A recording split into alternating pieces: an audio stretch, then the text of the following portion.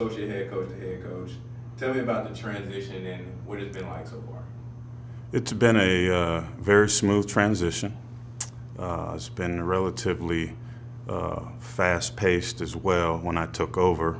I took over after Coach Schroyer left and went to NC State, so I had to keep the guys together, keep us on the same page. But I can honestly say it's been a very good transition. It's not as if I'm coming from a different program and taking over the team. I've been part of this team going on my third year now, so I'm familiar with not only the players but the administration, the community, and so that was key in that for me. Also, I've got just as many years in corporate America than I do in basketball, and I would do corporate acquisitions, corporate takeovers of other companies. So this part, taking over a basketball program, is a lot smoother and easier than doing that in the corporate world. Okay, looking at the season, give me your general thoughts about the upcoming season. Well, if I look at what the media thinks, clearly we have a lot of work to do. We've got to garner and earn the respect of those outside of our program and our community. I, myself, as well as my coaching staff and my players, we know what kind of basketball team that we have, the hard-working players that we have. The players know what we have, but we have a lot of work to do. So I'm very excited for the season. I'm looking forward to competing this time of year. Just like everyone, you get a little bit tired of going against each other. It's time that we start playing against some different colored jerseys. What do you enjoy and like most about your team?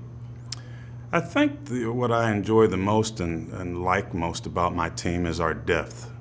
I've got 16 guys on my roster. Actually 17. I've got a guy who's propping. But when you have 16 guys, and I mean 16 guys that can actually check in and go into a game, I could possibly have at one time, if I have a game tomorrow, 2 or 3 guys that would be my best player that are actually paying their own way. And so when you have guys that can play Division I basketball at that level that are paying their own way, it allows you to get some other guys on scholarship and give them an opportunity. I really like our depth. That's what I'm most excited about. Looking at the other end, what do you feel the biggest challenge for your team is? Probably the biggest challenge for our team is focus and eliminating distractions. We talk about it every day. We don't really need to worry about the media, so to speak, people blogging, what the internet has to say. A lot of times there will be distractions in your personal life. That's a challenge. There'll be challenges around campus. So those are some of the things that we talk about on a daily basis, just trying to eliminate your distractions so you can stay focused and streamlined in order to be successful on the court. How do you feel OVC competition is this year? As far as I'm concerned, it'll be business as usual. The OVC is a very well-coached league. It continues to be one of the top mid-major conferences in the country. There are very, very good players. I've coached in the Mountain West, the MAC, the Missouri Valley, the Big West, and the OVC, in my own personal opinion, is as good, if not better, than most of those conferences I've been in the past. So business as usual. Good players, great coaches, and a lot of competition. Last season there were several rule changes, including the switch to a 30-second shot clock. What were your impressions and how did they impact your team?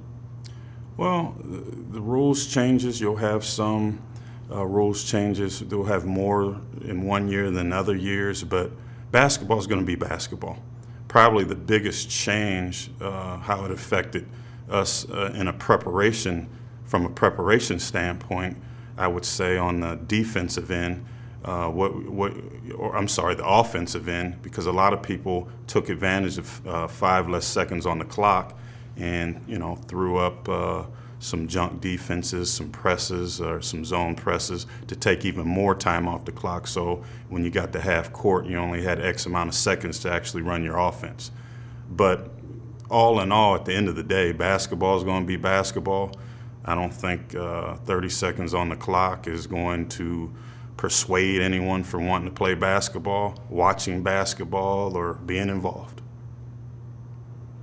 Tell me about your non-conference schedule. Our non-conference schedule is very strong, very strong. I play 5 high major teams, but I also designed it. I believe I've got 7 out-of-conference home games, which is the most in the OVC this year.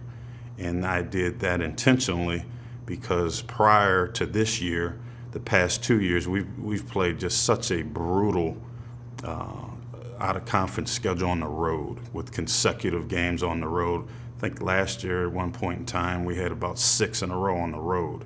So I wanted to make a conscious effort to get as many home games this particular year with a younger, somewhat inexperienced team as far as Division I games are concerned, and to be in front of our fans. I think they deserve that. So I was able to get 7 out-of-conference home games this year.